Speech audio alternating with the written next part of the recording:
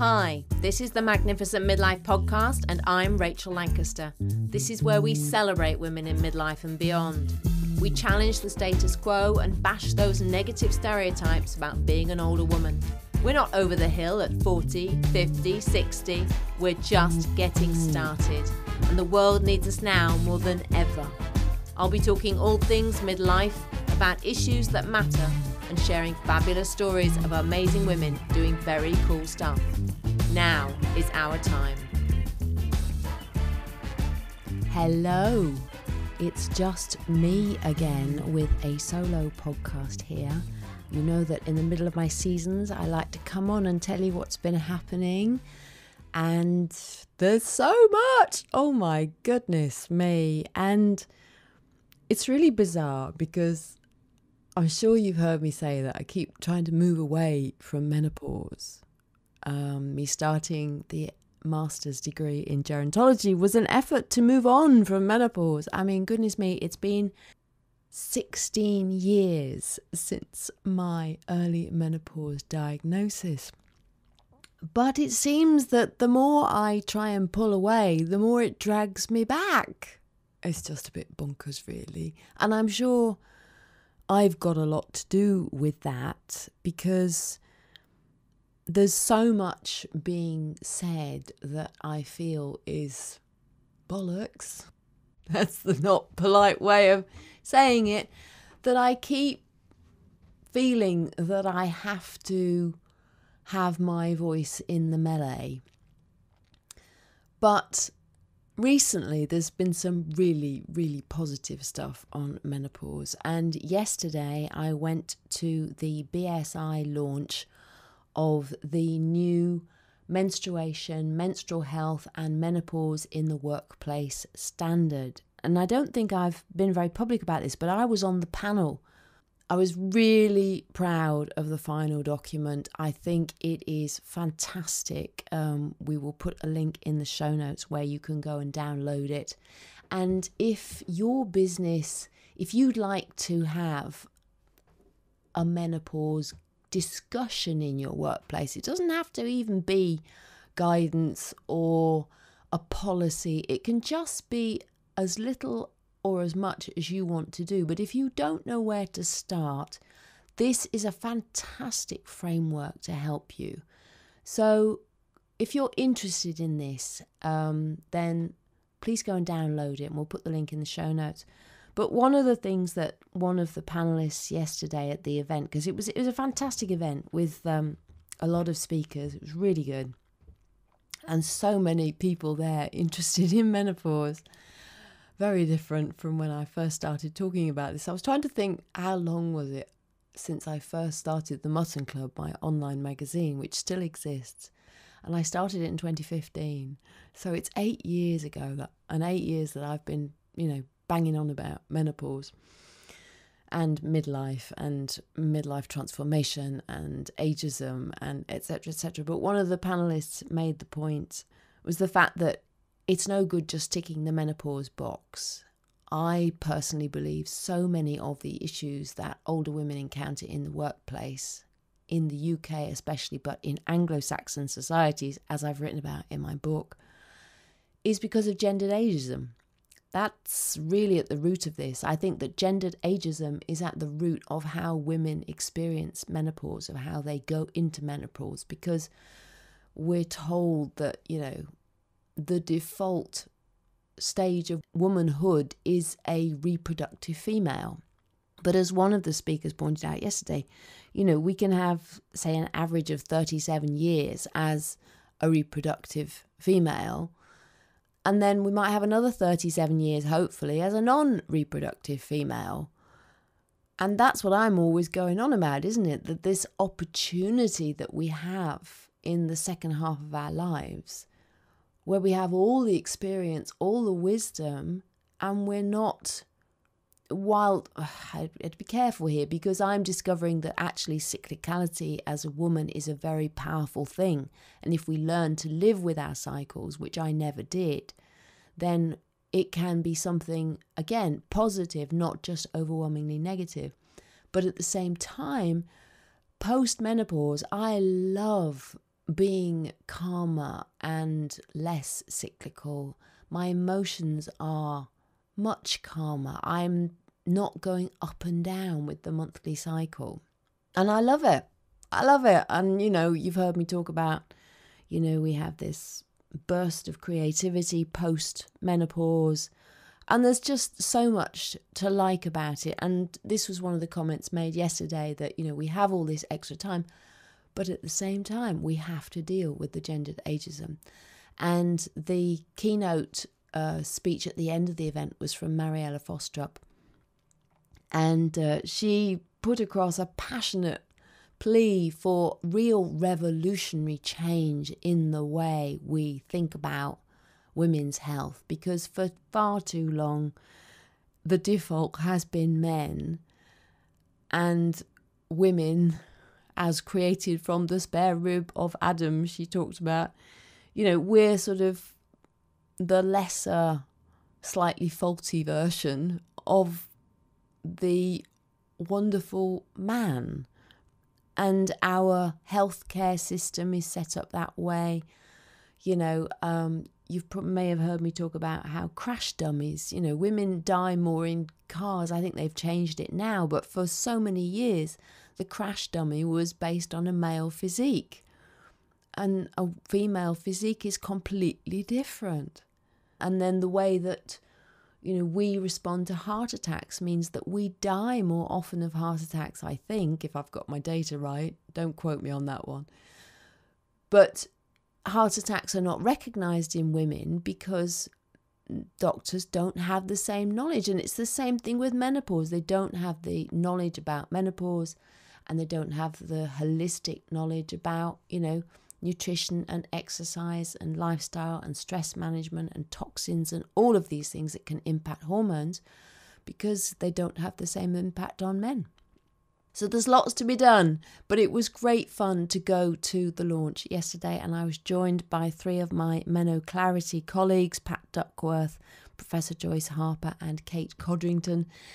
So it was so nice to see them, and I was telling them that, for so long I have felt that I was kind of a lone voice in the wilderness, trying to put across a positive perspective on menopause and talk about the transformational aspect of it.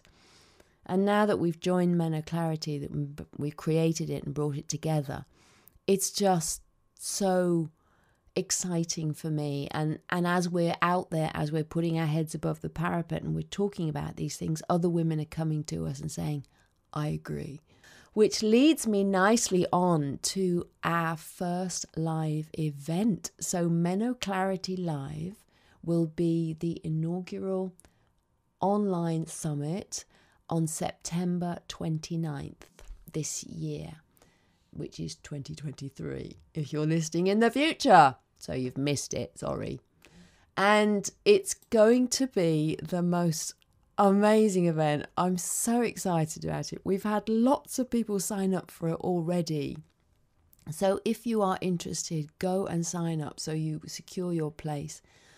Basically, it's menopause without the hype. That's the name of the conference. And what we're trying to do is we're broadening the conversation on menopause. So we're going to be talking about all sorts of things. We're going to be talking about the healing power of menopause, which is one of my favorite topics. We're going to be talking about nutritional therapy.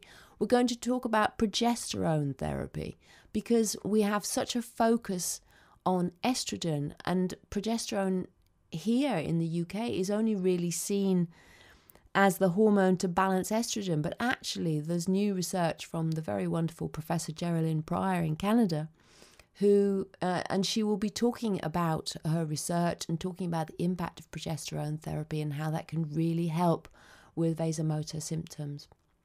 We've got Professor Anish Mukherjee as well, who's going to look at options for when you can't take hormone therapy. We're going to look at Chinese medicine and menopause, including a live Qigong session. We're going to look at the possible role of histamine in perimenopausal symptoms. There's, a growing body of thought that thinks that histamine is actually, responsible for some of the issues that we have. And we're looking at menopause in the workplace. We'll be looking at menopause education, healing symptoms naturally, cutting through the narratives to get to the truth. Oh, it's going to be amazing. It's going to be so cool. So you can register and you can come and spend the day with us. And, very informal. And it's going to be amazing. So we are broadening the conversation on Friday, September 29th. Okay, so other things I've been doing. I was really excited to be invited to speak at the inaugural Every Woman Festival in Cardiff. And my goodness, this was a fantastic event. It was a couple of weeks ago from now. And it was massive. It was just so massive. And it would have been, amazing to have had this in London. But this was in Cardiff. And I got on a train. I got up at 5 o'clock. I left the house at 5 o'clock in the morning, I think. And went to Cardiff. I did 2 workshops on menopause and they were packed out. I did one for younger women because I'm really keen to talk to younger women to stop this fear-based narrative and to inspire them with stories of the whales and things like that.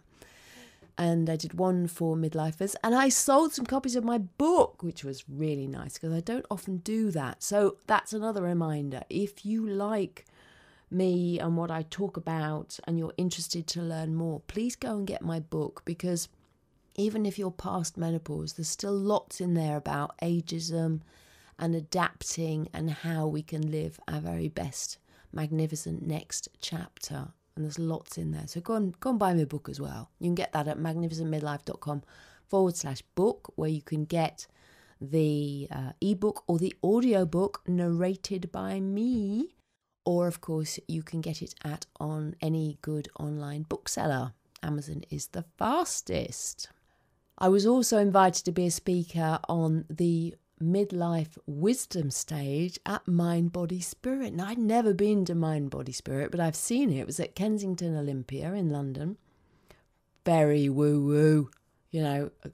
Something I wouldn't have considered a decade ago, 2 decades ago. Goodness me, no. Now, bring it on. I'll take it all. Give me all the woo. I can have it. I'll just process it. Is this worthwhile thinking about? Is that not? But the older I get, the more I think, anything, if it works, go for it. So that was really great fun as well. And I sold some books. I got some really good feedback. So that was great. And more on menopause. I've been quoted in Time magazine, the US Time magazine. So I've crossed the ocean now, which was also quite exciting. And that was about menopause in the workplace, talking about that. So there's been a lot happening. And the podcast this season has got off to a roaring start, I have to say. I'm very excited about it. So the first one was with Jessica Kupferman, and she's the CEO and co-founder of She Podcasts, which is the largest women's podcasting community. And I've been a member of that community since I started this podcast about 3 or 4 years ago now. And it's just brilliant. It's just a way of connecting with female podcasters from all around the world. And Jessica is such a fun person to interview. We went all over the place because, well, I think I've probably got ADHD, but she's got ADHD and she's multi-passionate and she's really passionate. And we talked about, being a younger mum and being an older mum. We talked about podcasting, obviously, but we also went off on a big, long tangent on artificial intelligence. So if you want some tips on how to have some really good fun with AI, go and check out that podcast. Then I had my interview with Mia Moget, who's a 57-year-old model who is championing broader representation in the modelling industry. She has glorious silver hair. She burst onto the scene during COVID because she started sharing her Instagram feed. And she's just so full of energy. And I love her approach to aging. She says the battle with aging was won when she stopped fighting, when she accepted it, when she let her hair go grey. And she accepted who she is now and stopped fighting it. And I think that's wonderful. And that is what I want for all women, because too many of us fight aging. And I really believe that is why the celebrities struggle with menopause because they're fighting the change. Instead of embracing the change, they're fighting it.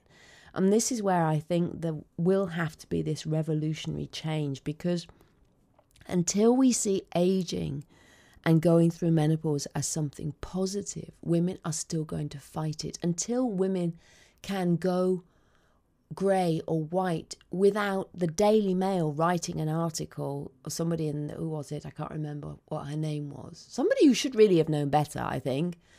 The headline was, if you've let your hair go grey, you've let yourself go, which is a complete load of lots of naughty words.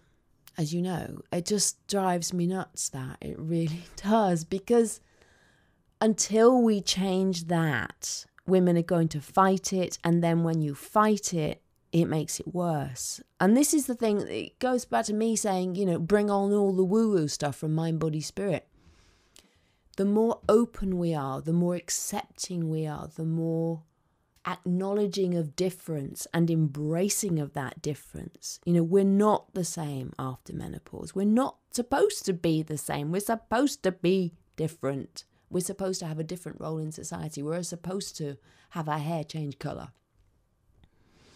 I know mine isn't changing colour, and I'm sorry about that. Honestly, I don't dye it. I do have a few white strands in the fringe. I know it's all right for me to say. I'm sure people will look at me and go, oh, well, she dyes her hair. Well, actually, I don't. I promise, hand on heart. Anyway, so that's lovely with Mia Mauger. She's incredibly inspiring, and she talks about being a mixed race child of the Windrush generation and being involved in the Black Power movement as a child even, because that was the community in which she lived. So it's a fascinating podcast. Go and check that one out. Next one, Liz O'Donnell, something very close to my heart, caring for older parents. And you may know, if you've listened to me before on here, that I have more of a caring role for my mum now. It's at a distance, but last year it was full on because I moved in with her when she came out of hospital, and I was her full-time carer.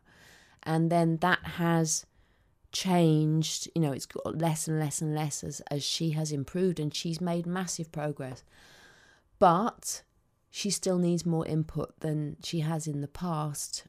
She's 89 after all, and I want to give that input. I want to be there for her. I want to help. Her world is getting smaller. Her friends are dying or they're moving away, and she doesn't have the mobility that she used to have. She's no longer driving. So her world is smaller, and I want to try and make that smaller world still an acceptable world, a world in which she can be content, if not massively happy, at least she can be content in it. Anyway, I'm going off on a bit of a tangent here, but Liz O'Donnell has written this book. She's the founder of a community called Working Daughter, which is a global community for women balancing elder care and career. And she's just amazing, absolutely amazing. And she shares something in the podcast which really sort of stopped me in my tracks. I won't spoil it here. Go and have a listen. But her vulnerability is enlightening and inspiring and empowering for the rest of us. And I'm just full of admiration for her.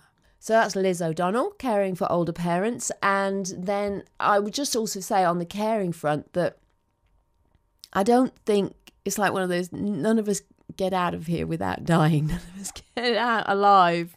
We all die at some stage. And I think at some stage we will all have to care, whether it's for a spouse or a parent or a child or a neighbour or a friend. There's very few of us who escape that completely.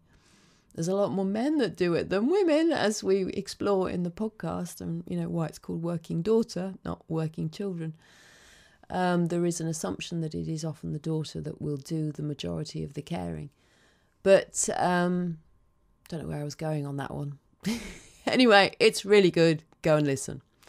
And then the latest one is The Power of Yoga for Menopause with Neve Daly. And that is really very lovely as well. Neve is passionate about yoga for menopause and how it can help. And I am too. I've written a lot about this. When we talk about aching joints, I just think it's the body's way of talking to us, and it's the body saying, do some yoga. I'm a bit fanatical about this. But we have a fun conversation with Neve because I do have have had quite a full-on yoga practice. I'm not at the woo-woo end of yoga. I'm very much at the very dynamic Ashtanga yoga end. And I'm having to adapt that as my body ages. So it's a really, really cool conversation. And Neve is a lot of fun. So go and have a listen to that one, The Power of Yoga for Menopause with Neve Daly. What else have I got to tell you about? Just finally, so a massive thing that happened that I have done is that I have done a whole year without alcohol. I can't believe I've done it. And I was talking to Kate Codrington yesterday at the BSI launch, actually, because she said she's decided to have a break from alcohol too. And I asked her why. She had a think about it, and she said, well, because I wasn't walking my talk. And that's one of the reasons why I did it, because I realised that I was promoting a healthy lifestyle. I was promoting good ways to manage stress. But I was dependent on alcohol to manage my stress. And of course, it didn't manage my stress. It just made my stress worse. And I realised that I was running not just to run off the calories I was imbibing, but also to help my bones out, because I knew from all the research I've done in this world, this menopause and midlife world, how damaging alcohol can be on our bones. And I initially just knew my body was crying out for a break. So I didn't put any time limit on it. So I did a month, and then the month became 100 days. And I went, blimey, I've done 100 days. That's crazy. And at 100 days, I didn't want the alcohol. And then it just carried on. Then it became 6 months. And now it's a year. And now I don't drink. I call myself, I'm a non-drinker. I had an interesting conversation with somebody the other day, because I acknowledged that I had a dependence on alcohol. And somebody said, yeah, but you weren't an alcoholic. I said, well, that's an interesting question, because in America, I would be considered an alcoholic. I was drinking daily. I never got drunk, but I was drinking daily. I've never in my life been sick because of alcohol. So, was I an alcoholic? I think there's a lot of alcoholics in the UK who don't actually admit that they are. And it's not a label I like, to be honest. I'd rather say I had a dependency on alcohol rather than I'm an alcoholic. But we're splitting hairs here, aren't we, really? So anyway, I have now done well over 365 days, because it was on the 23rd June that I did that. And I have no intention of going back. And I've written the 100 days post about tips, and I'll include that in the show notes as well. I haven't yet written about the year. But alcohol-free drinks really, really helped. And there's a fantastic bubbly called No Secco. And I wish they had that available everywhere. I really do. So anybody, if you are working in the restaurant trade or in hospitality or whatever, please get No Secco, because I can say this on here because my mum doesn't listen to the podcast. And I may have said it already. But I gave it to her at Christmas, to my mum, and she didn't notice the difference. She had some proper cava already, but when I gave her the No Secco afterwards, she didn't notice. In fact, it doesn't matter if she does listen, because she'll just have a giggle, hopefully. But it's really good. It's very nice. It's tasty. I also love Gordon's 0.0 alcohol-free gin, which is it's all the taste with none of the hangovers. And the other thing that really, what kickstarted it for me, as I think I've said on here before, is I listened to this podcast by one of the founders of an organisation called 1 Year No Beer. And he used to work in the City of London. And I used to work in the City of London, i.e. the financial centre. That's what I mean by City of London for anybody that doesn't know that phrase. I started out life in an investment bank. Can you believe that? Bonkers. But he said that he reached the stage where he realised that the trade was no longer worth it. What he got from the alcohol, which was effectively 20 minutes of feeling great, wasn't worth the price he had to pay for having that alcohol, because then he carried on, he drank too much, and then the next day he felt like crap. And that really resonated with me because, I realised, A, I wasn't walking my talk. I wasn't doing what I was telling other people to do. And I couldn't live the life I wanted to live. I couldn't do the exercise I wanted to do each day because, just with a couple of glasses of wine of an evening, the next day I couldn't do my Ashtanga yoga. It would make me feel sick. So that was a pretty major thing to have happened. Don't forget the MenoClarity live event if you want to go and register for that. Don't forget to go and get my book. Please share the podcast with all and sundry. I really want more people to listen to this podcast. Go and download the BSI standard if that makes sense for you in your workplace. And I think if there's any lessons from my 365 days without booze, we don't make big changes until we're really ready to make them. I knew I had an unhealthy relationship with alcohol for a long time, but I had to get to the stage by myself to do it. And there's no amount of anybody telling you to do something, you're not going to do it. And that goes for menopause. It's easier to take the HRT and then you don't have to do the work. But fundamentally, menopause is an invitation to do the work. It's an invitation to do a complete review of where we are in life and to work out all the things that matter, what does matter, what doesn't matter, what's important for us going forward as we embark on this magnificent next chapter as radically different women, and that we stand up for that difference, that we embrace that difference, that we show the world how positive that difference is, and we just go forward and are incredibly powerful, which, as I keep saying, I really believe the world needs more feminine energy. The men have made a mess. So the more we can take up space, wear the new mantle of power as we move into our wisdom years, the better for us and the better for the world. Thanks for listening to this episode of the Magnificent Midlife Podcast. If you enjoyed it, please subscribe, follow and share it. Also, giving a 5-star review really helps get the word out. You'll find the show notes at magnificentmidlife.com. That's also where you can get my book, Magnificent Midlife, Transform Your Middle Years, Menopause and Beyond. Make the very best of your next chapter. Help me change the world, one magnificent midlife woman at a time.